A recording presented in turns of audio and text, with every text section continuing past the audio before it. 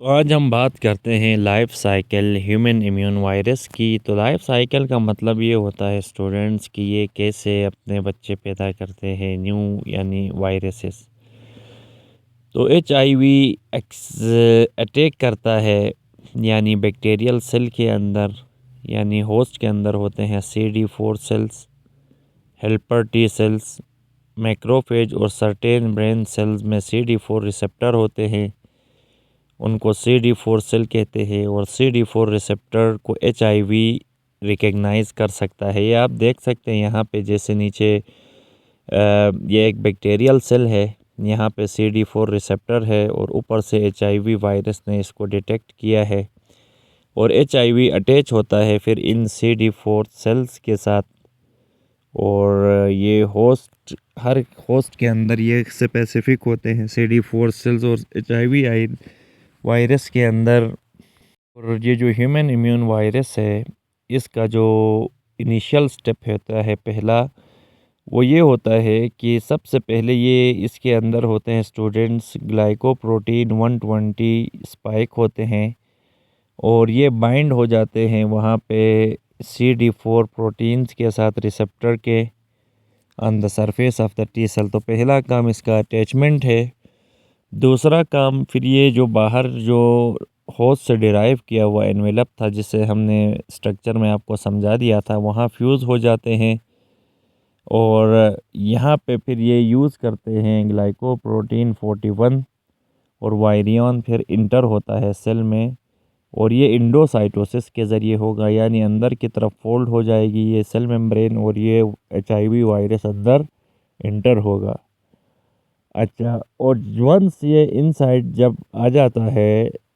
Host के, तो ये HIV क्या करता है, अपना प्रोटेक्टिव कोट जो कैप्सिड है उसको अनकोट करता है और फिर यहाँ अपना जो यहाँ ये single stranded viral RNA cytoplasm में छोड़ देता है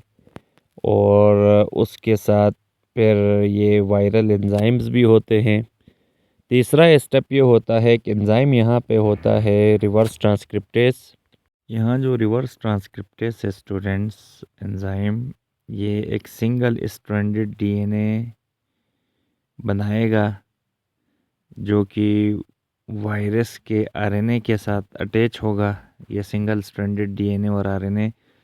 फिर जब ये DNA इस सिंगल स्ट्रैंडेड वायरस के RNA के साथ मिलेगा तो इसको कम्प्लीमेंट्री DNA कहेंगे। फिर यहाँ रिवर्स ट्रांसक्रिप्शन के ज़रिए जो RNA डिसइंटीग्रेट हो जाएगा राइबोन्यूक्लियस एंजाइम के थ्रू और ये जो सिंगल स्ट्रैंडेड DNA है ये फिर रेप्लिकेट होके ये डबल स्ट्रैंडेड DNA बनाएगा। फिर ये जो डबल स्ट्रैंडेड DNA है ये इंटीग्रेट होगा होस्ट के सेल के अंदर चला जाएगा यानी न्यूक्लियस के अंदर और यहाँ मुख्तलिफ यानी इनकोडेड एंजाइम्स होंगे, इंटीग्रेस एंजाइम जो इसको अंदर लेके जाएंगे। और जब ये इंटीग्रेट हो जाएगा DNA के अंदर, न्यूक्लियस के अंदर चला जाएगा तो ये कहलाएगा प्रो वायरस। और फिर अब ये यहाँ पे जो मैसेंजर आ रहे हैं वायरस के वो ट्रांसक्राइब होंगे RNA पॉलीमरेज में और यहाँ ट्रांसक्रिप्शन होगी और डिफरेंट प्रोटीन्स फॉर्म होंगे और फिर यहाँ से ये ट्रांसलेशन के ज़रिए राइबोसोम्स में प्रोटीन्स बनेंगे और ये प्रोटीएज फिर स्ट्रक्चरल प्रोटीन बनाएंगे और वायरल कंपोनेंट्स फिर एसेंबल होके मैच्योर होके नए वायरियंस बनाएंगे और ये वायरियंस फाइनली बर्ड ऑफ होंगे, यानी एक आउटग्रोथ बनेगी सेल मेम्ब्रेन की तरफ, फिर ये बाहर आ जाएंगे और इस तरह से ये सेल नॉन फंक्शनल होता है और HIV इस तरह से मज़ीद अपने प्रोडक्शन बढ़ाता रहता है और ये इस तरह से यानी ये ह्यूमन इम्यून वायरस यानी ह्यूमन सेल्स को अटैक करके T सेल्स को कम करता है।